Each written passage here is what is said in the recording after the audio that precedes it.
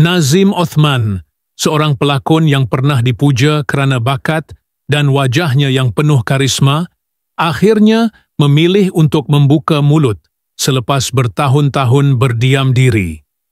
Dalam dunia hiburan, namanya sering dikaitkan dengan kejayaan, dengan senyuman yang selalu kelihatan sempurna di hadapan kamera.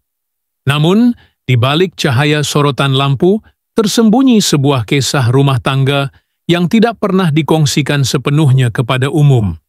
Kisah perkahwinan singkatnya dengan Bella Delhi yang hanya bertahan setahun tetapi meninggalkan luka yang tidak mudah sembuh. Nazim mula menceritakan bagaimana kehidupan selepas ijab kabul yang sepatutnya indah berubah menjadi medan penuh luka. Pada awalnya, perkahwinan itu kelihatan sempurna, seakan dua insan yang dilamun cinta sedang mencipta syurga mereka sendiri. Tetapi seiring berjalannya waktu, realiti mula menyingkap sisi lain, sisi yang tidak pernah disangka-sangkakan oleh seorang lelaki yang hanya ingin menjadi suami penyayang dan, lebih dari itu, seorang ayah yang bertanggung jawab. Di saat ramai membayangkan kebahagiaan, Nazim mengakui bahwa rumah tangganya penuh dengan suara yang meninggi, tuduhan yang menyakitkan, dan dinginnya jarak yang semakin meretakkan kepercayaan.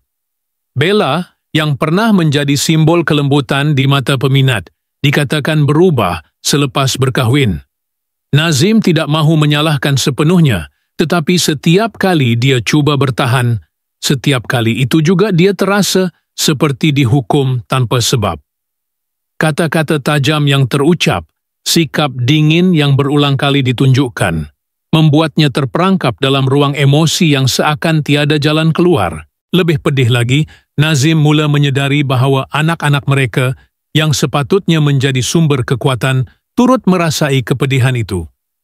Saya cuba jadi bapa yang baik, yang melindungi mereka daripada pergaduhan, daripada dinginnya suasana rumah, katanya dengan nada bergetar. Tetapi bagaimana seorang ayah mampu menutup mata ketika melihat wajah kecil itu keliru, mendengar pertengkaran yang tidak sepatutnya mereka dengar? Satu peristiwa menjadi titik tolak dalam hatinya. Malam itu, selepas sekian lama berdiam, Nazim berdiri terpaku di depan bilik anaknya. Dia mendengar tangisan perlahan, tangisan seorang kanak-kanak yang cuba menutup suara dengan bantal kecilnya. Tangisan itu menikam jantungnya lebih dalam daripada apapun yang pernah dia alami. Saat itulah dia menyadari, dia bukan hanya berperang untuk dirinya, tetapi juga untuk anak-anaknya yang sedang hancur secara senyap. Malam itu menjadi detik paling kelam, namun juga membuka mata. Apa makna perkahwinan kalau ia meragut jiwa anak-anak saya? Apa makna cinta kalau setiap hari saya hanya menjadi saksi kepada air mata mereka? Nazim terpaksa bertanya pada dirinya sendiri, dan setiap kali dia mencari jawapan, dia semakin yakin bahawa kebisuan bukan lagi pilihan. Nazim akhirnya memutuskan untuk berterus terang, meskipun tahu bahwa dunia luar tidak akan berhenti bersuara. Dia tahu setiap pengakuan akan menjadi tajuk utama, setiap kata akan diputar belit. Tetapi lebih baik dia berhadapan dengan dunia daripada terus membiarkan anak-anaknya terperangkap dalam penderitaan yang sama. Di hadapan kamera, dengan mata yang sedikit berkaca, Nazim mendedahkan, "Saya cuba, saya benar-benar cuba. Tetapi saya hanya manusia, saya tidak mampu lagi berpura-pura." Kata-katanya membuat ramai terdiam, bukan kerana dia seorang selebriti, tetapi kerana kejujuran itu datang dari hati yang sudah terlalu lama terluka.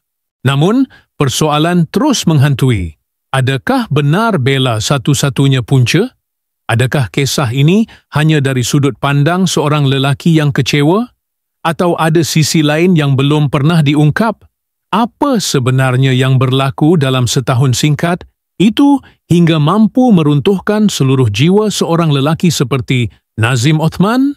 Dan kini dunia hanya mampu menunggu, menebak-nebak, sambil menyaksikan bagaimana seorang lelaki yang pernah berdiri gagah di pentas hiburan kini memilih untuk berdiri di hadapan kebenaran paling pahit dalam hidupnya. Malam itu terus menghantui Nazim.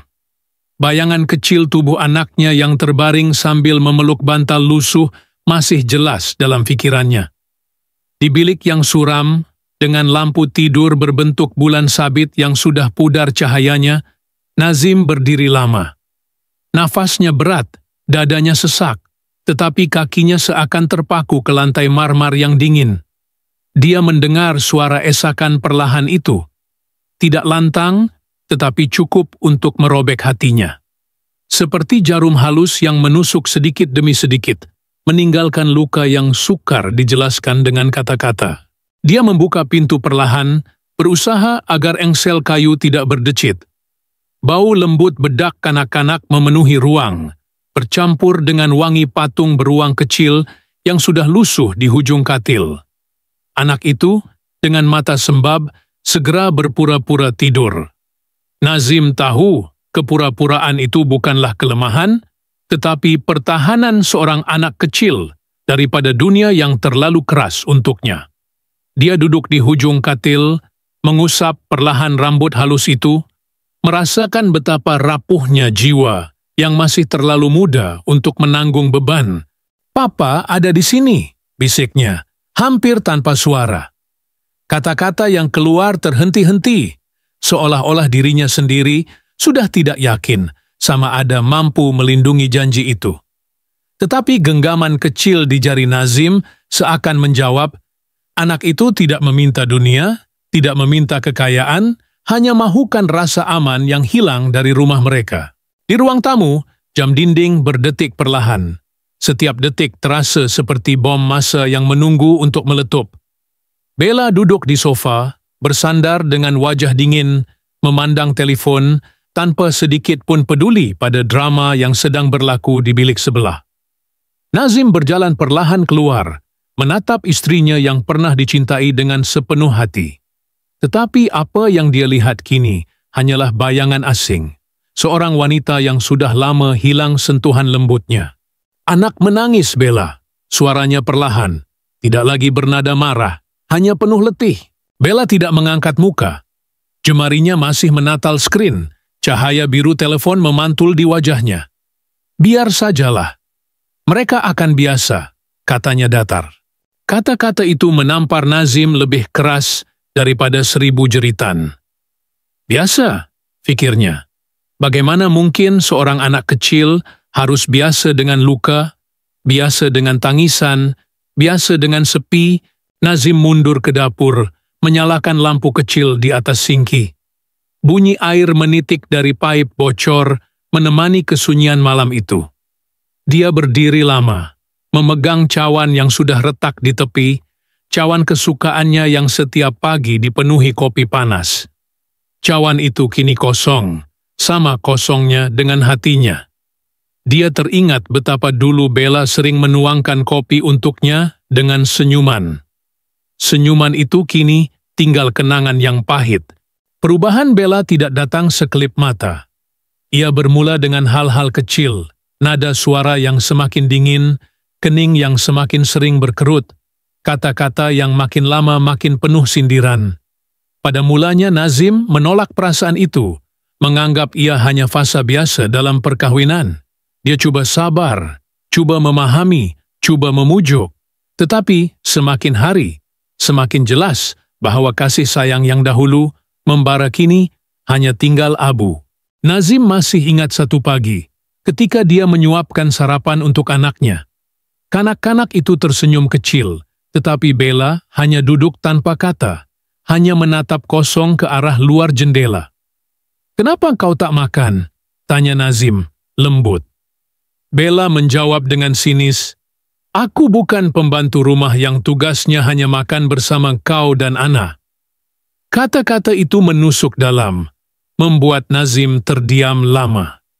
Dari situ, dia mula sadar, ada jurang besar yang semakin sukar untuk dirapatkan. Hari-hari berikutnya, perbualan mereka semakin pendek.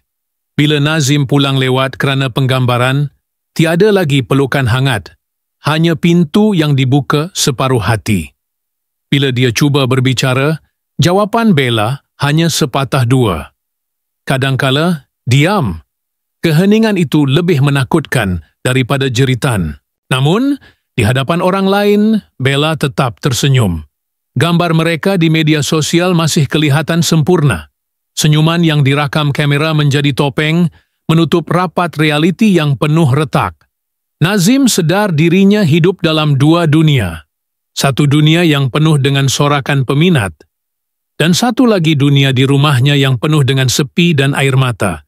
Setiap kali Nazim coba memperbaiki keadaan, dia hanya menemukan dinding yang lebih tinggi. Dia membeli bunga, tetapi bunga itu layu di atas meja tanpa pernah disentuh. Dia menulis nota kecil, tetapi nota itu berakhir di tong sampah. Dia memasak makan malam, tetapi Bella hanya memandang sepi. Semua usaha menjadi sia-sia, dan perlahan-lahan Nazim mula kehilangan dirinya. Di dalam dirinya ada satu suara yang terus berbisik, "Sampai bila?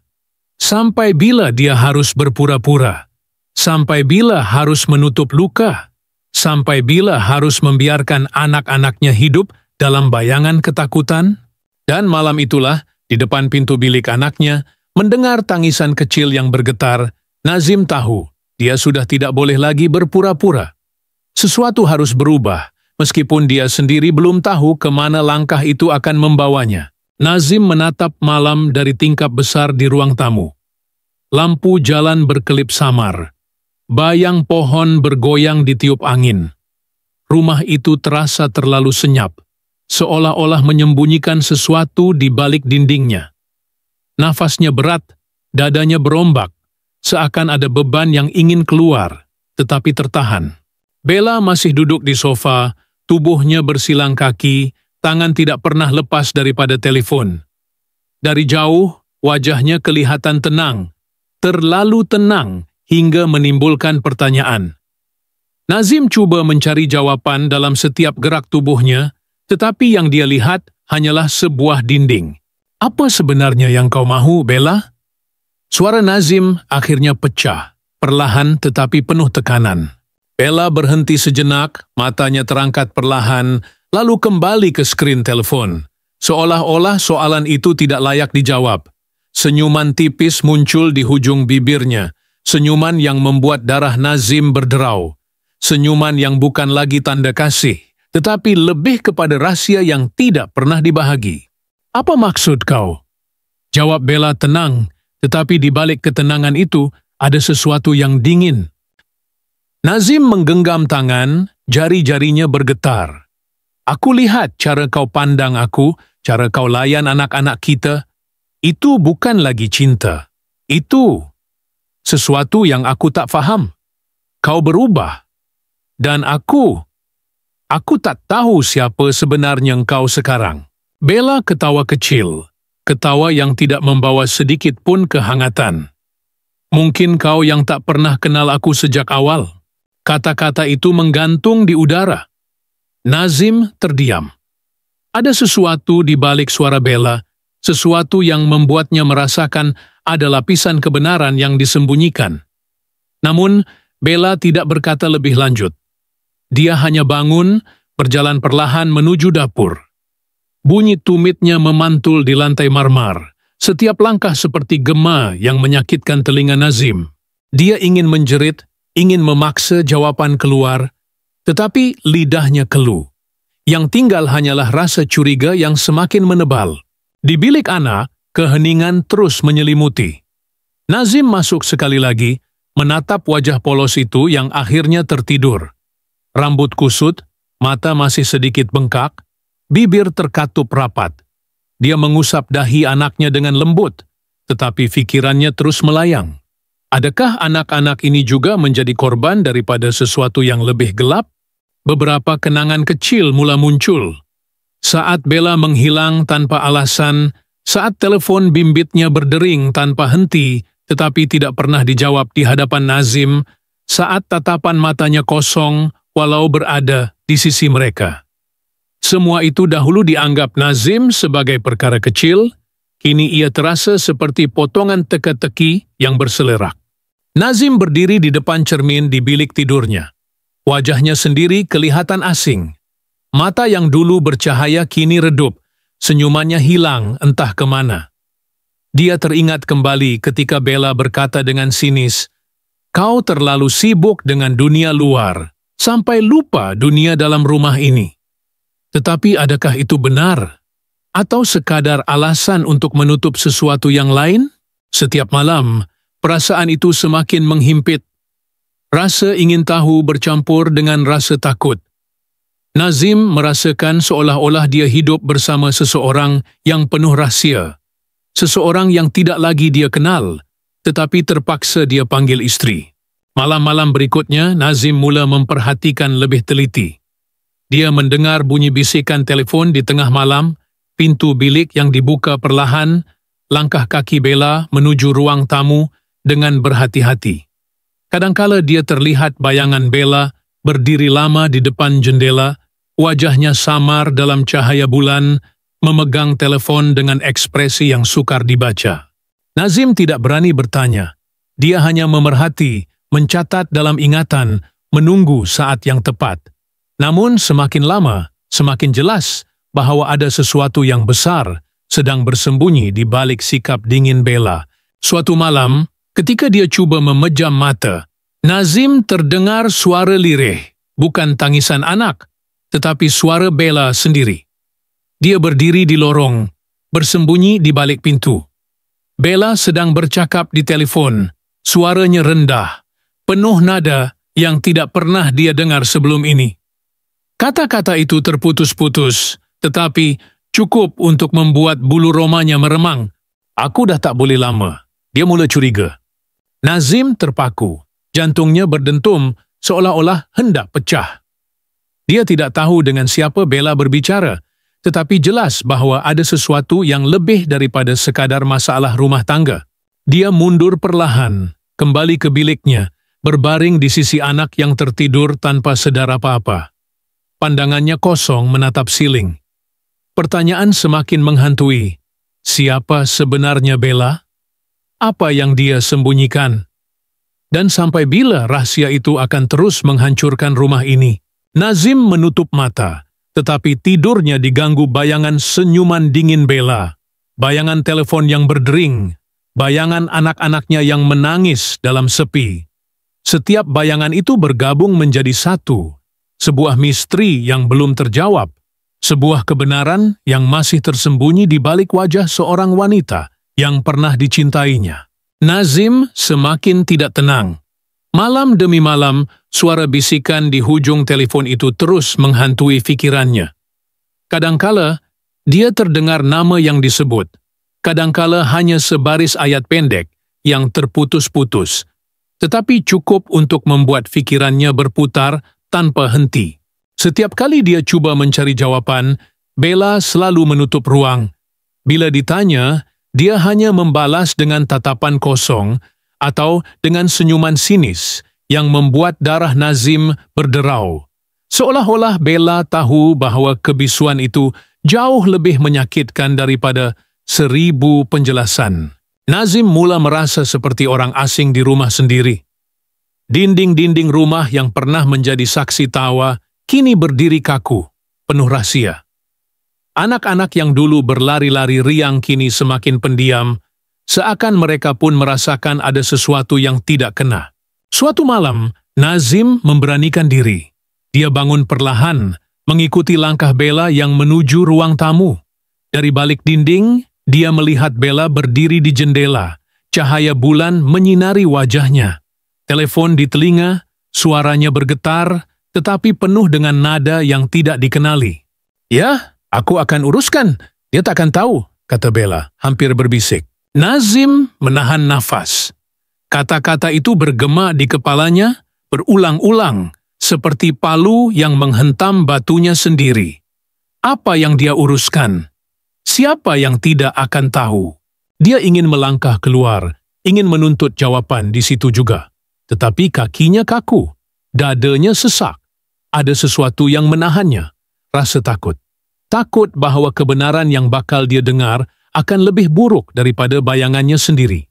Bella menutup telepon, lalu berdiri lama menatap keluar jendela. Matanya kosong, tangannya menggenggam erat, seolah-olah menahan sesuatu yang tidak ingin dilepaskan. Nazim hanya mampu memandang dari jauh. Tubuhnya bersembunyi dalam gelap. Pikirannya bergolak dengan ribuan persoalan. Hari-hari berikutnya, ketegangan itu semakin nyata. Bella semakin dingin, semakin menjauh, tetapi dalam jarak itu terselit sesuatu yang misterius. Kadangkala dia pulang lewat malam tanpa alasan jelas. Kadangkala Nazim menemukan nota kecil di meja, tulisan tangan yang bukan milik Bella, tetapi tidak pernah dia berani tanyakan. Anak-anak terus menjadi saksi bisu. Dalam diam, mereka memandang kedua orang tuanya dengan mata penuh ketakutan, tetapi juga keinginan untuk memahami. Nazim coba melindungi mereka, coba menutup segala luka dengan senyuman palsu. Tetapi setiap kali dia menatap mata mereka, dia tahu, anak-anak itu sudah mengerti lebih banyak daripada yang dia bayangkan. Suatu pagi ketika Nazim hendak keluar rumah, dia menemukan sampul surat terselit di bawah pintu. Sampul putih tanpa nama, hanya ditulis dengan tulisan halus. Dia bukan seperti yang kau pikirkan. Nazim membeku. Surat itu tanpa pengirim, tanpa penjelasan. Hanya sebaris ayat yang meninggalkan lebih banyak pertanyaan daripada jawaban. Siapa yang menulisnya? Apa maksudnya? Dan siapa yang dimaksudkan dengan dia?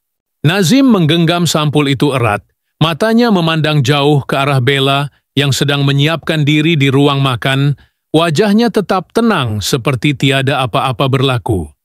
Senyuman tipis yang terukir di wajah Bella membuat jantung Nazim berdegup kencang. Adakah senyuman itu tanda kepura-puraan? Atau tanda bahwa dia sebenarnya tahu sesuatu yang Nazim tidak tahu?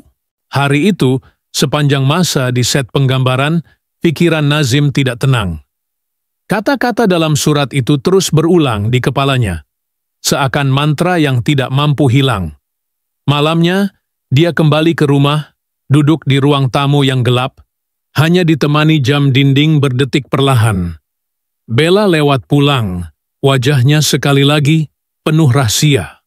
Ada orang hantar surat, kata Nazim perlahan, mencoba mencari reaksi. Bella berhenti seketika, lalu tersenyum samar. Surat apa? Suaranya tenang, terlalu tenang. Nazim tidak menjawab, hanya menatap wajah wanita itu yang semakin sukar dibaca. Dalam diam, Bella melangkah ke bilik, meninggalkan Nazim sendirian dengan rasa curiga yang semakin menyesakkan dada. Malam itu Nazim tidak tidur. Dia duduk di tepi katil, memegang sampul putih itu, matanya kosong. Anak-anaknya tertidur lena di bilik sebelah. Tetapi Nazim tahu, mereka sedang hidup di dalam sebuah cerita yang penuh misteri. Cerita yang mungkin tidak akan pernah mereka fahami sepenuhnya. Apakah Bella menyimpan rahasia yang kelam? Atau adakah semua ini hanya bayangan seorang lelaki yang semakin terhimpit oleh ketakutan dan kecurigaan? Adakah cinta yang dahulu pernah menyatukan mereka masih wujud di suatu tempat? Atau semuanya hanyalah kepalsuan yang terungkap perlahan-lahan? Tidak ada jawaban, hanya keheningan. Hanya detik jam yang terus berdetik membawa Nazim lebih jauh ke dalam ruang samar-samar antara kebenaran dan ilusi. Dan disitulah cerita itu terhenti, bukan karena sudah selesai, tetapi karena tiada siapa benar-benar tahu apa yang menanti di balik senyuman dingin Bella, di balik tangisan anak-anak, di balik hati Nazim yang semakin hancur.